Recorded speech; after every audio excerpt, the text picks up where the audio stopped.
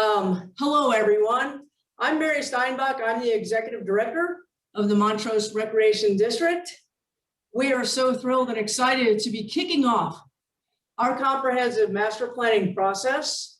And tonight, we appreciate that you have taken time out of your schedule to join us, our consulting team, Pros Consulting out of Indianapolis, as well as many board members who I see in the audience this evening, to help reveal what it is that's going to continue to make the Montrose Recreation District an excellent parks and recreation system today, tomorrow, and well into the future.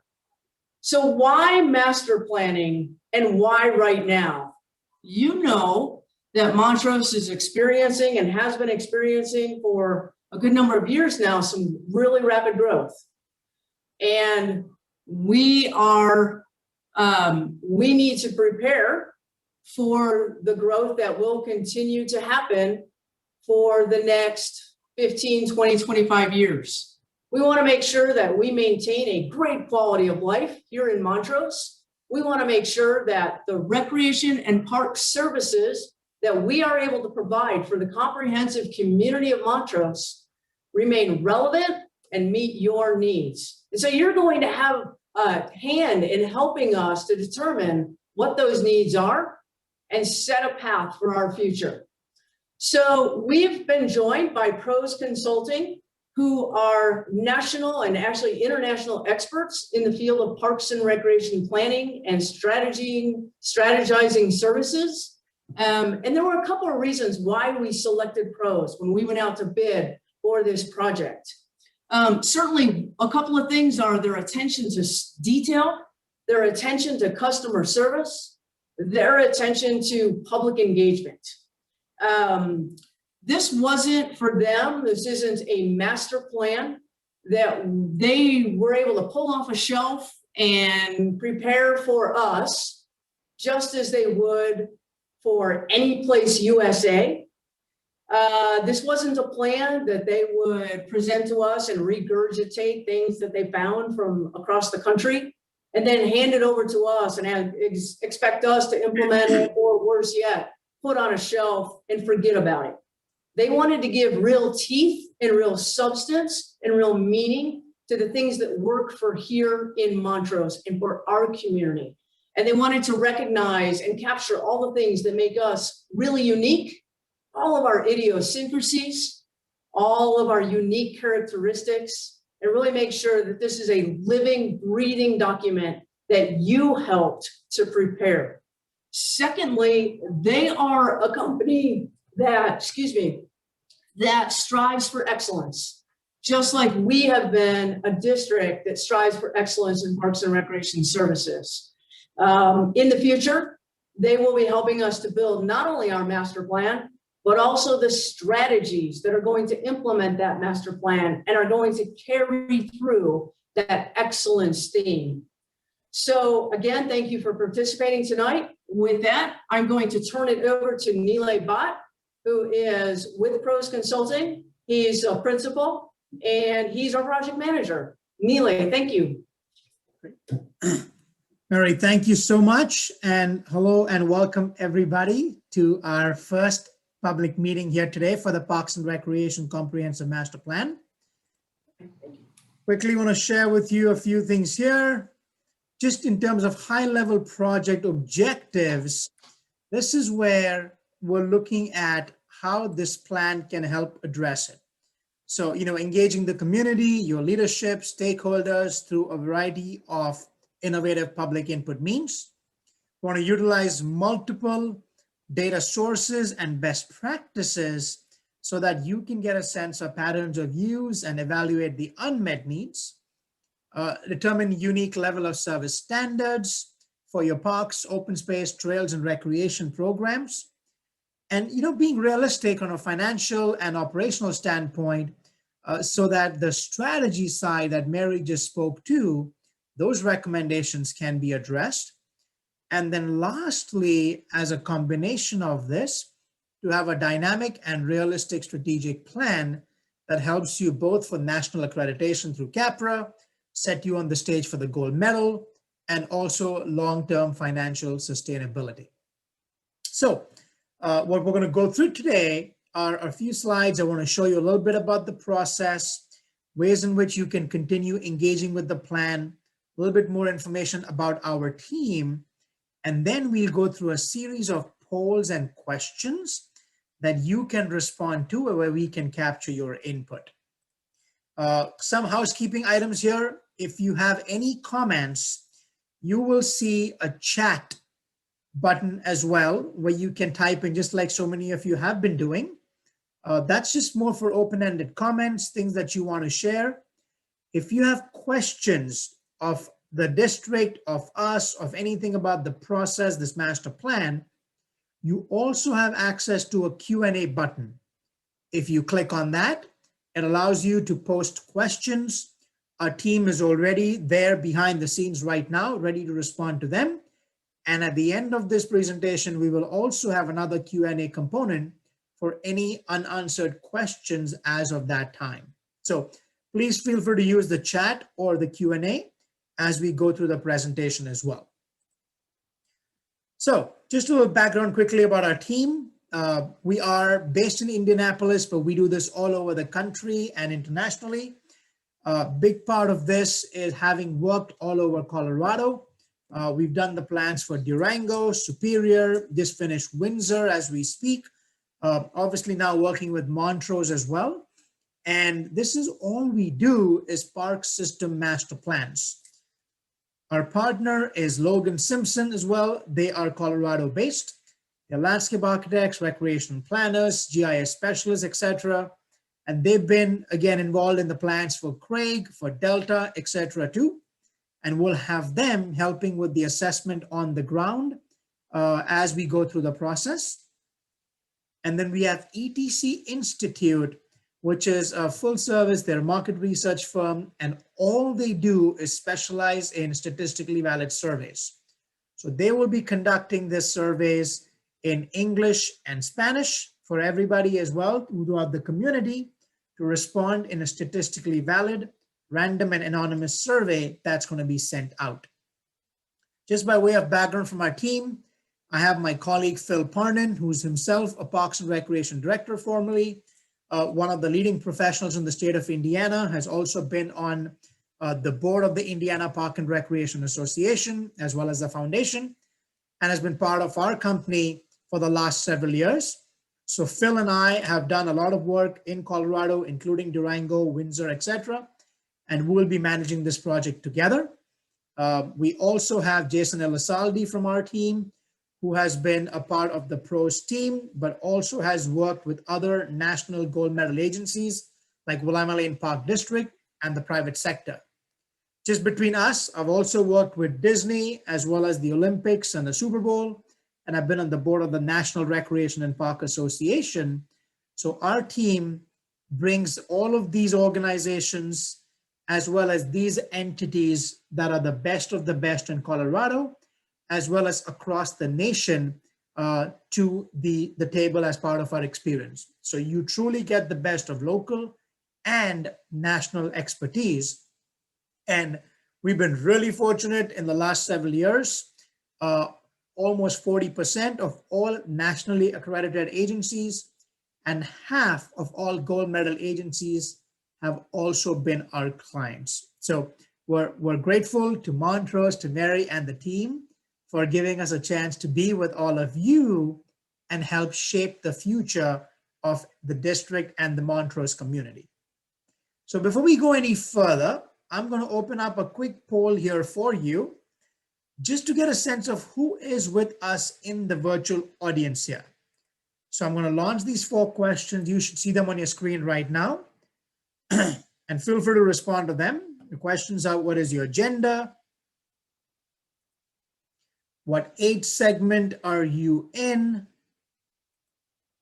What zip code do you live in? And you have a few choices there. If it's something else, please enter the zip code in the chat box, as well as how many people are participating with you right now, whether it's just you, whether it's other people, etc.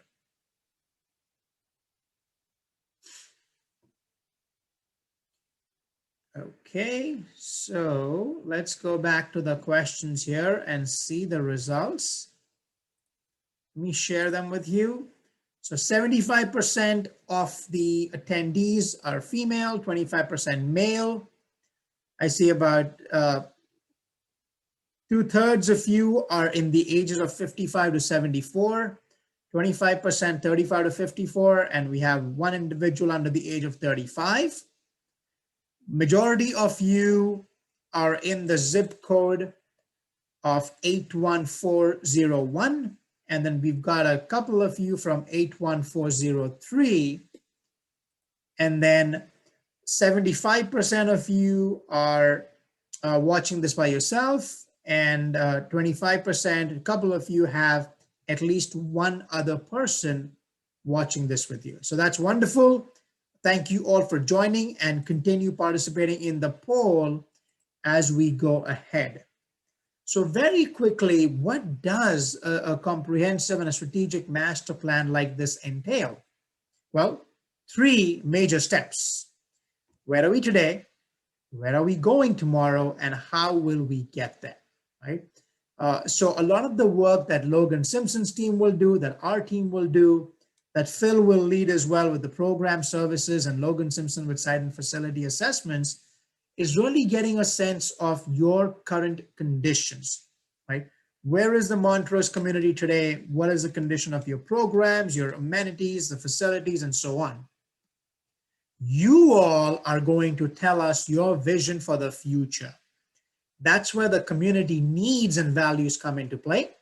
Along with that, demographic projections that I'm about to show you, trends analysis, all of that is also going to be looked at so as to get a sense of what is the community going to be like in the future. Once we get both of those, then working with the MRD staff, working with our team, and getting input from the growth committee and all of you, we're going to be looking at how do we prioritize and create a realistic action plan for the future. So those are the 3 high-level steps. But one thing I'd love for you to do is bookmark this URL or this website, www.makemymontrose.com. This is already live, and this is a multilingual, fully ADA accessible and mobile-friendly website that is exclusively built for this master plan. So we want to hear from you throughout the process as you go ahead and share your input, both through the open-ended comment boxes here. We will be launching online surveys on this as well. And coming forward in the next month, I'm going to show you some pretty cool things. We're also going to be having an app that you can share your input with.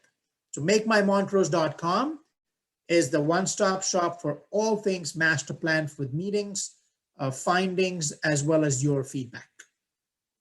So looking forward, what does the district's population look like? What are recreation trends going to look like? Keep in mind, again, we're looking at estimations for 2020. All the census data is yet to come. But as we can see, the national average is just below 0.8% year over year. So for the most part, you are growing at or higher than national averages. And once the census results come out, we'll have more accurate numbers. I'm pretty sure you're going to be growing even more than what some of these numbers indicate.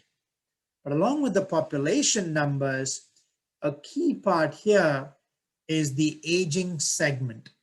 If you look at the blue and red, you see going forward, 41% of your population, more than 2 out of 5 people, are projected to be over the age of 55.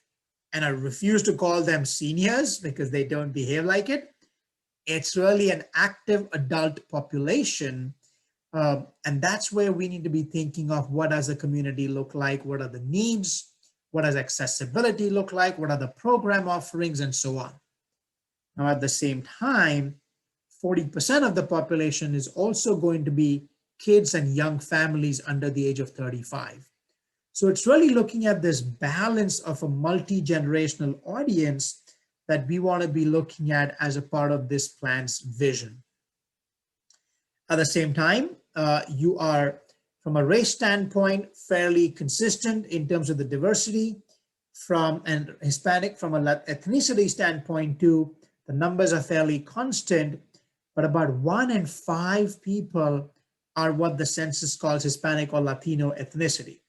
So in terms of having bilingual communication, in terms of looking at recreation preferences, in terms of truly creating an inclusive experience, those are some of the things we will be keeping in mind as well as we think of the plan's recommendations. And then lastly, income characteristics. What's in blue is the per capita or the individual income. What's in orange is the median household income of everybody over the age of 16 living under the same roof. So as you can see, both the per capita and the median household incomes are much lower than the state and national averages. So we're going to be keeping this in mind as well as we ensure that we're not pricing people out of the market.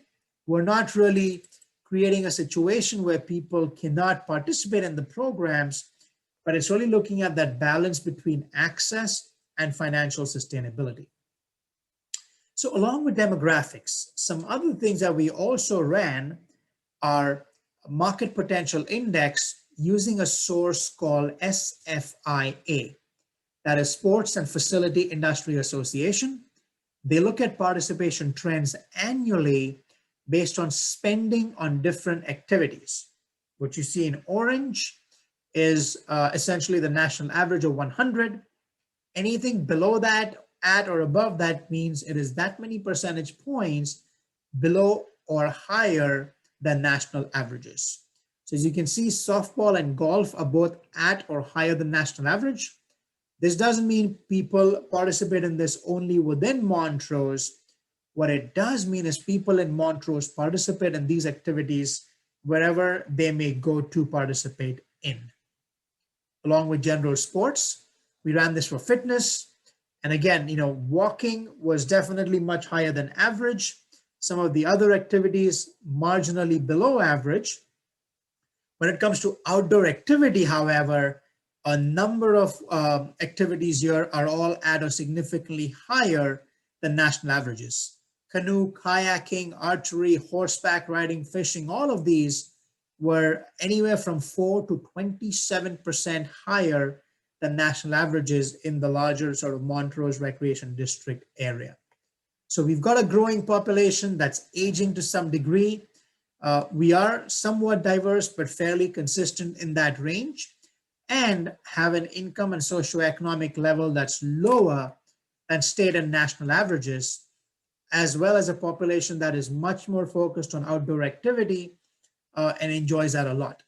So keeping that audience in mind is where we're going to be building the rest of the plan. One quick piece here, just to share with you all as well. You're going to be the first agency in the entire state to have this app. It's called Happy Feet Montrose. We will be launching that in June, so in next month. And Mary and her team will be sharing the information with you. It's free to use, free to download in the Apple, Google Play and the App Store. And you can share feedback from any location, parks, or the facility as well within the district through pictures, videos, or text. So you continue to share feedback with us in real time wherever you are, and we'd love to hear from you and incorporate your input in the master plan. So be sure to bookmark makemymontrose.com. It's at the bottom of every slide we have. And then stay tuned for Happy Feet Montrose to come next month. So a couple of other things with the survey. This is going to be a really, really important piece for public input. Based on all your input today, we already kicked off a number of stakeholder meetings today as well. We're going to have more of those next week, another public meeting next week. We're talking to staff as well. And the input from all these groups will be used to craft the statistically valid survey that we have. So based on that, The ETC Institute will be looking at these questions. They will create a survey instrument, a cover letter that's going to be mailed through households throughout the district in English and Spanish, and will await your response as well. So if you do get the survey, please fill it out. You can send it back by mail. You can do it over the phone, or you can do it through an online use link that you have access to as well. So whatever source you do, this is truly the most representative data set we have. And the more of you participate in it, the more representative this is going to be of the Montrose community. Some questions that we ask, right? How respondents would want us to communicate with you. How would you want to spend $100? If you had $100 and you want to allocate that in different places, how would those be allocated? Again, this was very specific for a new and expanded recreation center. They asked about funding for those as well. How should construction be funded? We've been asking questions around COVID as well in terms of how people's perception of parks, trails, open spaces, recreation has changed.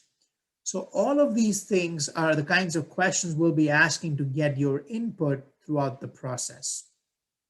So I want to now start getting your input some more here by opening up a poll question. This is the second one around usage, quality, and access. So multiple questions here. First one is, how often do you use any Montrose community parks, trails, or recreation facilities? Which park amenities do you use regularly? And you can have multiple choice to choose as many as you do in that case. The rating of the quality. How would you rate the overall quality of the Montrose community parks, recreation facilities, and trails? Do you have access to a park or trail within a 10-minute walk? And if so, how do you travel to your nearest local park? So these are the 5 questions. Take your time. We'd love to see your input right now.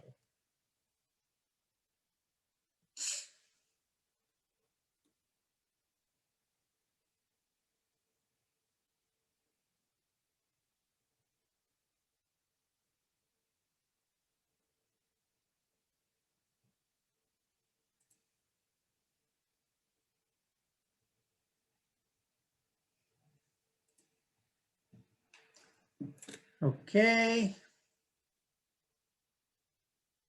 I'll give you all about 30 seconds more.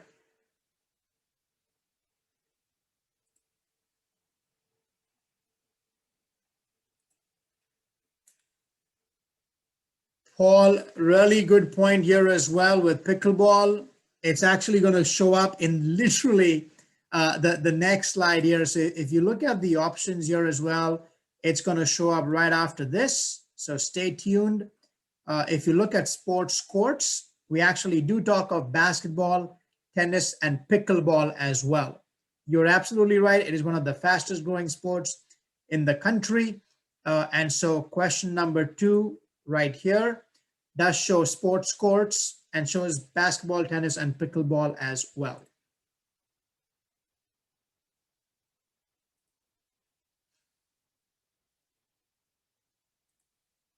Okay, let me end the polling and share the results here.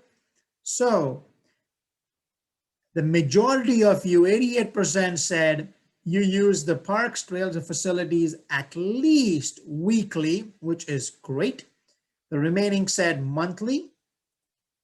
For the second question, the number 1, which was a tie, was the community recreation center and trails, which 75% of you said you use regularly.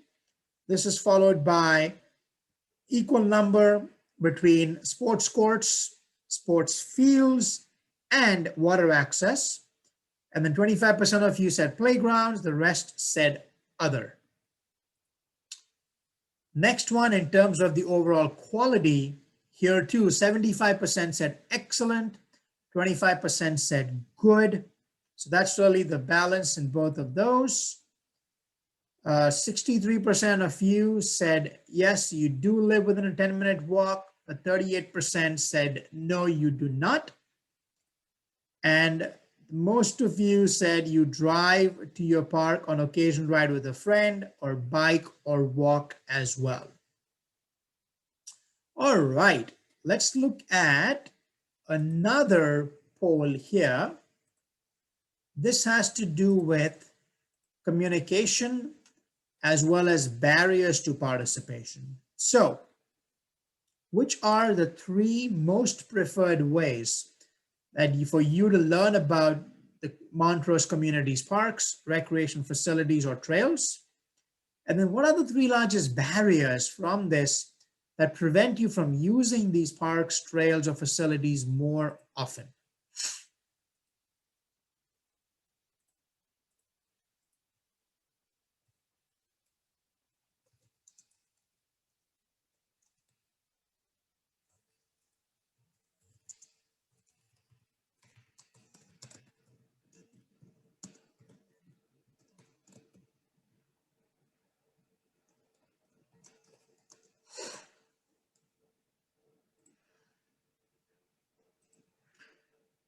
All right, I see your responses coming in.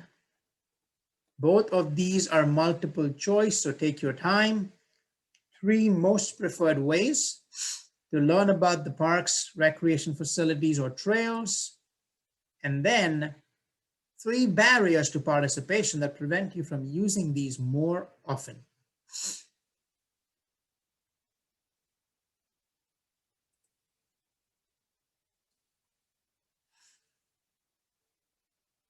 And I see a note in the chat as well, Arlene, the dog park in Cerise Park as well. So thank you very much.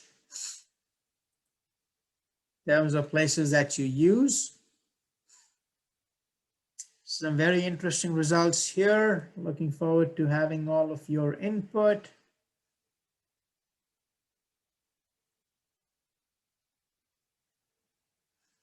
Three most preferred ways to learn about parks, facilities, trails, and 3 largest barriers.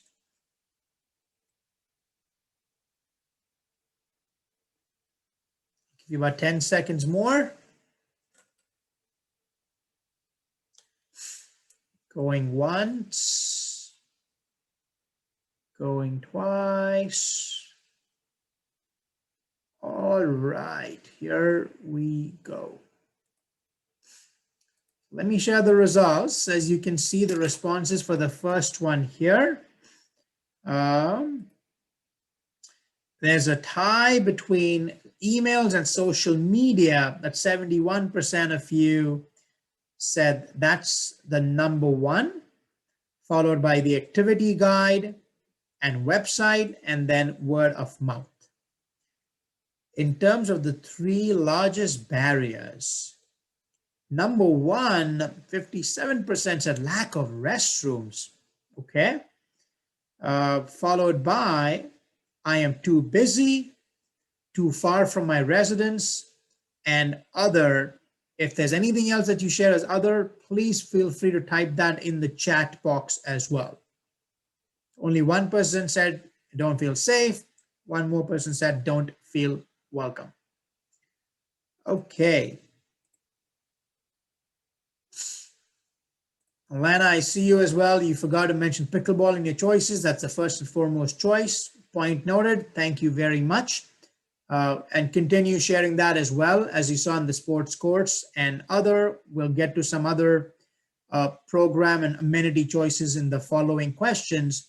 And by all means, do share pickleball that time as well. Okay, so now this is about improvements to what exists and new developments as well. So that's an important one for us to look at.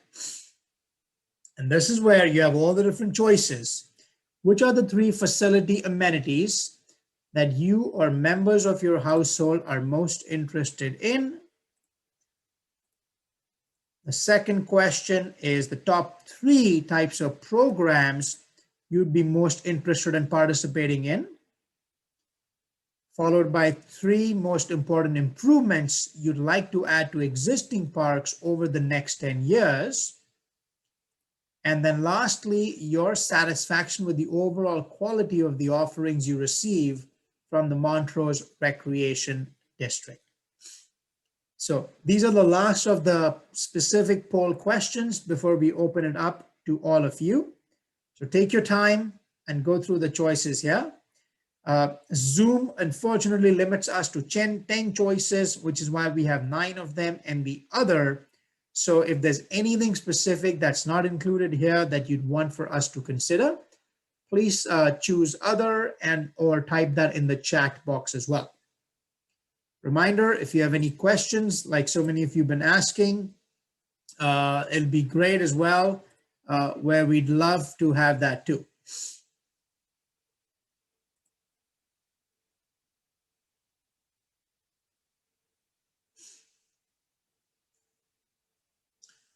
And then Paul, I see your follow-up as well in terms of statistically participation information on pickleball.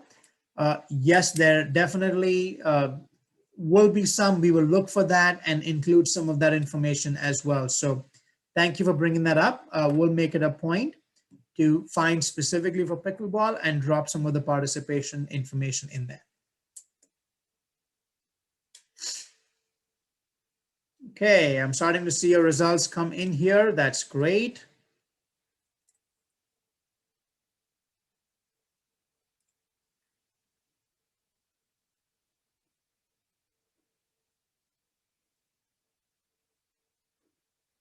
So great, I love it. But half of you have responded so far. I'll wait on the others.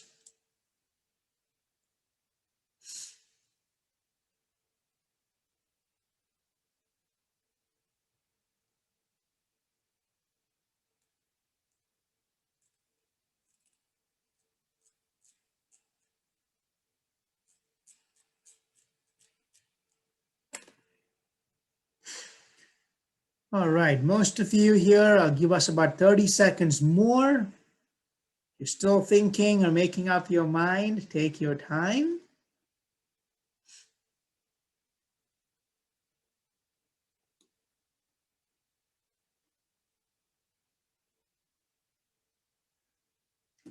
Okay, going once, going twice. All right, here we go. Let's take a look. All right, so 3 facility amenities you or members of your household are most interested in. 100% of you chose open space, trails, fitness trails, and pathways, by far the number 1, followed by sports courts, basketball, pickleball, tennis, and indoor recreation space. Both 43% of you chose that. And then aquatic features, a dog park, playgrounds, and sports fields all were about, 29-30% of you. Next up, 3 types of programs you'd be most interested to participate in. Inclusion activities and outdoor recreation were the top 2, with 57% of you choosing that, followed by aquatics at 43% and group fitness at 29% chose that option. In terms of the 3 most important improvements, a lot of them are all equally close and tied together. Innovative all ability playgrounds, expand and connect the trail system, improve ADA accessibility to and within parks, and improve and expand restroom facilities in existing parks. All of them, along with outdoor fitness and outdoor pool splash pad, all at 43% that were chosen. And then 86% of you said very satisfied with the overall quality. 14%, we had 1 respondent say somewhat dissatisfied as well. So that is really, really helpful information, everybody. I am going to turn it over to you all and request our team to all turn your cameras on so that we can be available to answer your questions here.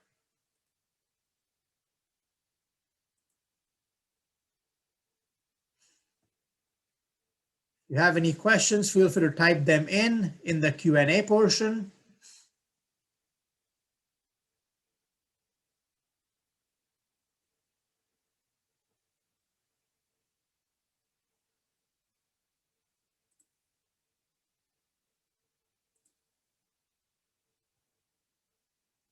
Okay, looks like we don't have anything so far, but if you're still typing, I'll give you just a few seconds more.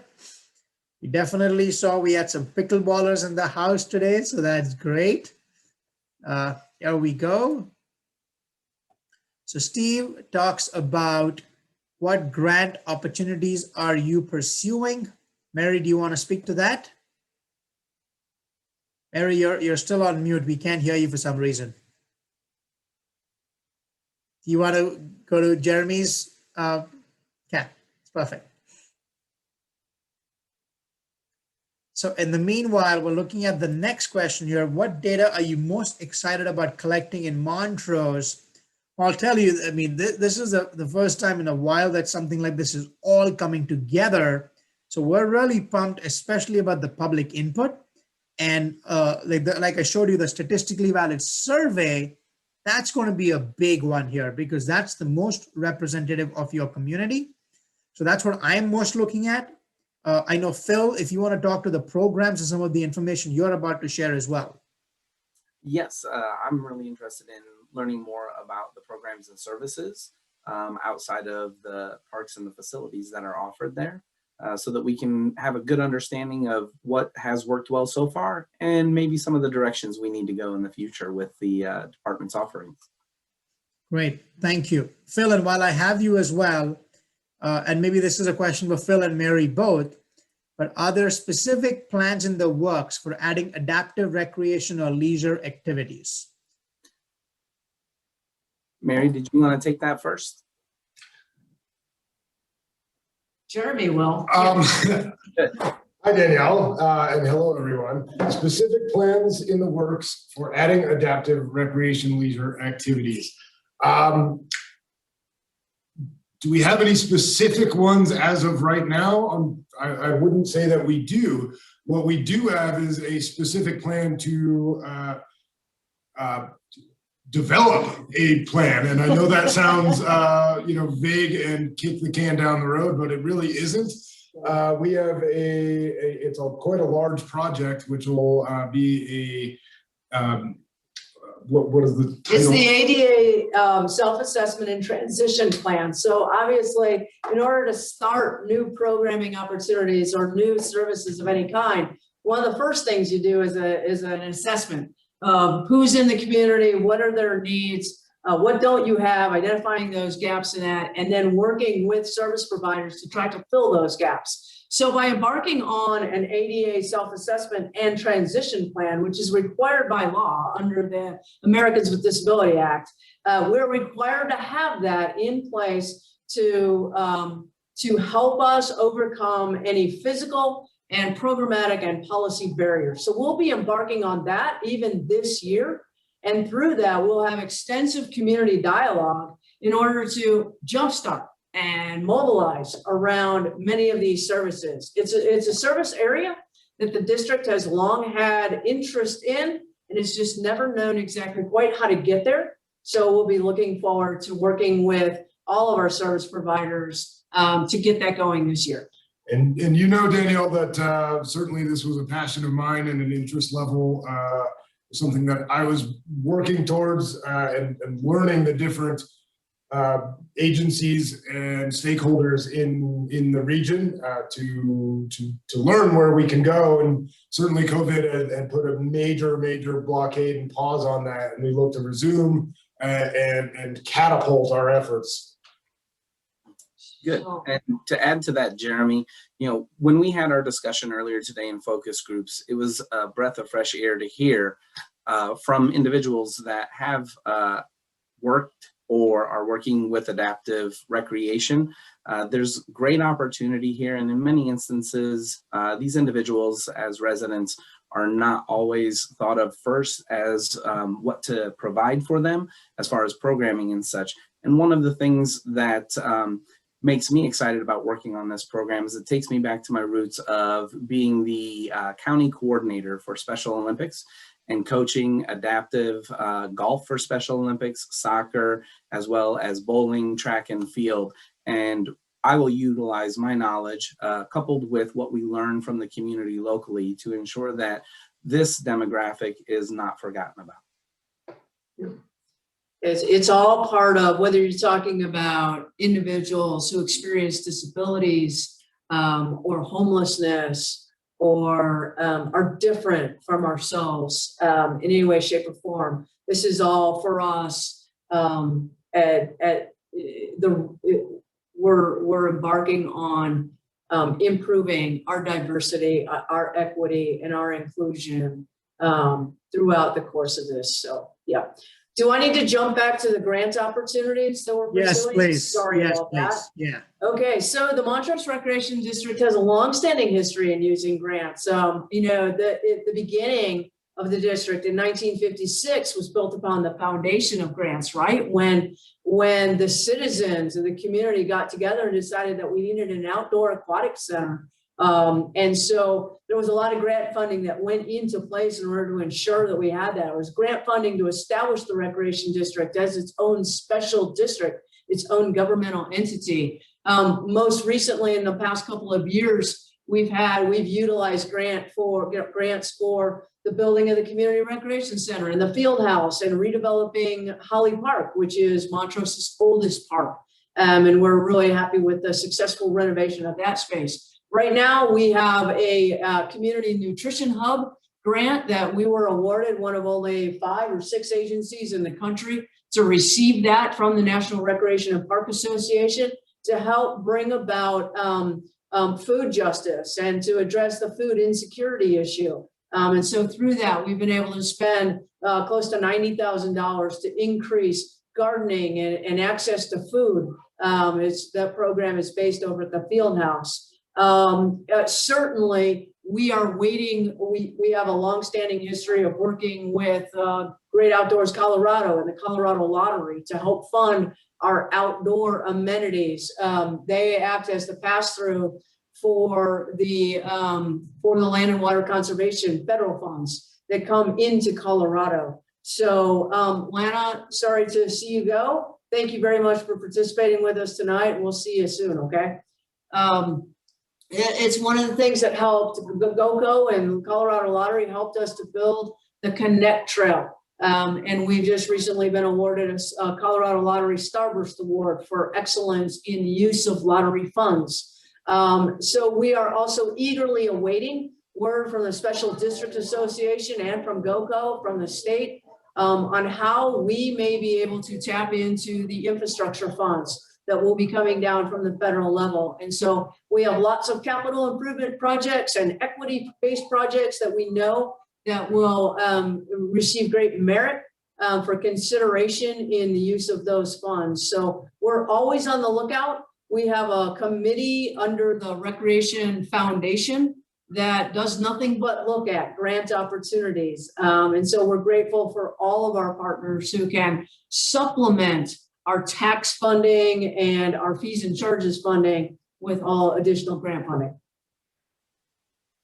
Nile, if I may, also as part of this project, we'll be looking at funding sources, not just grants, but also other opportunities that exist. And we'll be working with the foundation as well to see what they have found and anything that we can use to help supplement funding for the capital improvements project is what we'll be focusing on with our funding strategies.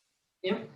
I'm going to go back to answering Paul's question about the school district embarking on a master plan for outdoor learning for the school district, and is the rec district involved in this plan? So finally, yes. So 2 days ago, I received an invitation to participate, and I responded with an emphatic yes. We can't wait to be involved in that. And Paul, you'll also be delighted to know that during some of the focus group conversations this morning and throughout the course of today, outdoor recreation and outdoor classrooms and learning environment and natural programs was also high on the list of programs that received consideration and discussion.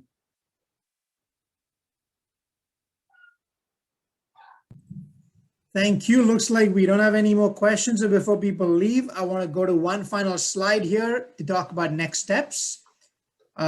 Keep in mind, May 18th, next week, we have our second meeting, identical format, identical questions. If you know people that could not make it today but would love to participate, please encourage them to go to makemymontrose.com and register for the webinar and join in.